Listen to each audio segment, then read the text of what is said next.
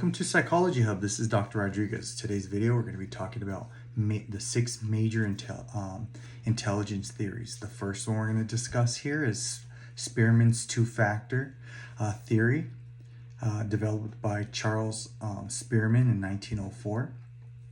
His core idea is that intelligence is identified in two ways: general intelligence and specific abilities. Okay, very important.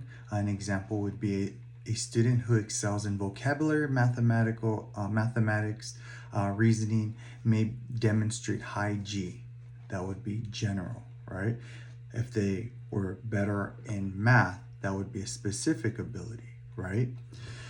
The second one we're going to talk about is Thurstone's primary mental abilities, developed by, well, I don't want to say developed by, but explored and coined by Louis Thurstone. He argued that against a single general intelligence and proposed 7 relative independent abilities. The 7 are verbal comprehension, word fluency, numbers, spatial visualization, associative memory, perceptual speed, and 7, inductive reasoning. Okay, a clinical example would be a person may excel in verbal reasoning while showing weaker spatial abilities. Okay, remember, all of this will be transcribed in the description below.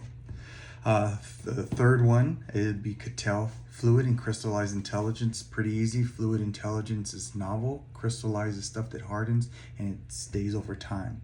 Cattell defined fluid intelligence as the ability to solve novel problems without relying on prior knowledge, right? Give you an issue, give you a problem, you can resolve it, you can solve it. Examples would be problem recognition, matrix reasoning, abstract reasoning, and novel puzzles.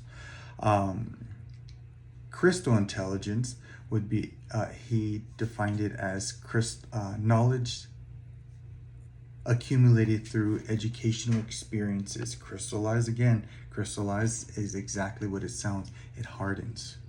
For example, vocabulary, general information, language, culture, knowledge are all examples of crystallized intelligence. 4, Cattell-Horn-Corral, CHC theory. The theory's model is the dominant and contemporary framework for understanding intelligence and underlining many modern intelligence tests. It's broken down or identified as 3 strata. Strata 3 would be general intelligence, strata 2 broad abilities, and strata 3 would be narrow. Again, strata 3 is general stuff we know, right? Strata 2 would be broad, where it starts narrowing down abilities. And strata 1 would be narrow abilities. Think of a V when it comes to Cattell, Horn, and Corral. Remember, Cattell, Horn, Corral 3, CHC, the 3 strata. Strata 3, strata 2, strata 1, right? Let's see. The 5th major intelligence would be Gardner's multiple intelligences.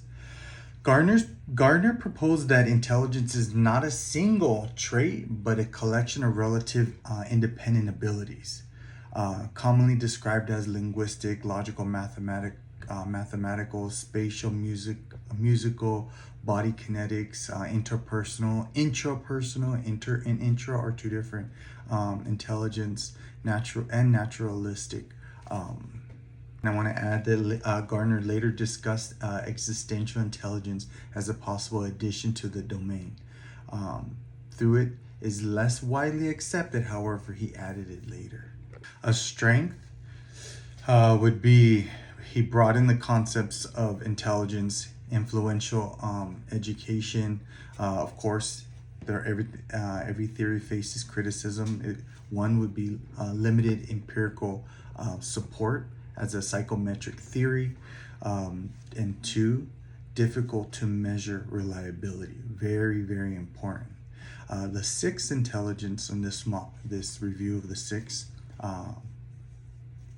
intelligence would be Sternberg's triarchic theory. Sternberg proposed 3 interacting forms of intelligence, and these when you think of Sternberg, I want you to think of analytical intelligence, creative intelligence, and practical intelligence. Again, what is analytical intelligence? Is academic, for example, is academic problem solving. Examples: IQ tests, logical reasoning, analysis. Creative intelligence is defined as generating novel solutions and adapting to unfamiliar situations. An example would be innovation, artistic problem solving, original thinking, right? Practical intelligence, applying knowledge effectively in everyday life. Street smarts. I wrote a little note here. Street smarts and real world scenarios, that's practical. Again, some other examples would be managing relationships, navigating workplace challenges, solving real world problems. I want to also add intelligence testing.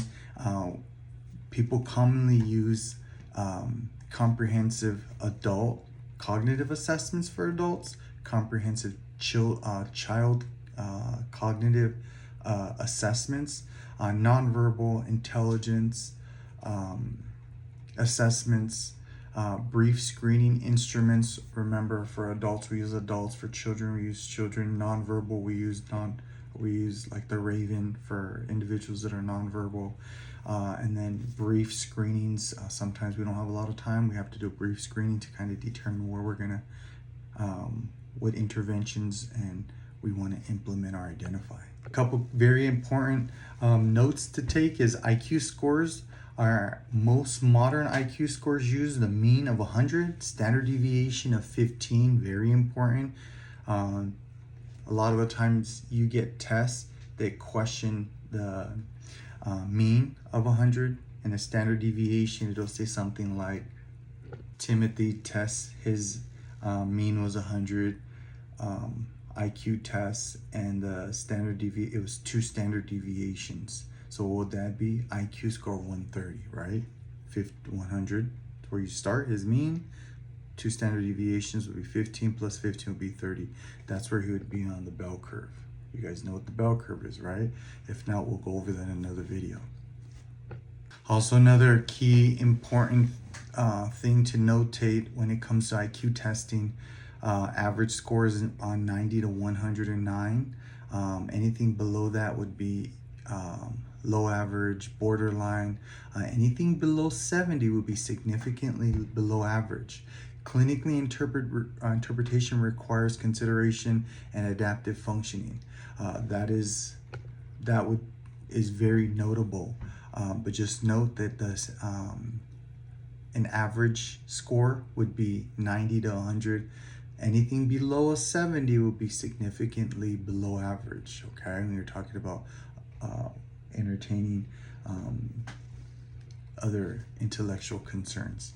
And last but not least, 120 to 129 is superior, and 130 above will be very superior. Okay, I know sometimes there's test questions populated in regards to the range of tests if someone's below 70, between 90 and 109, or above 120. Okay.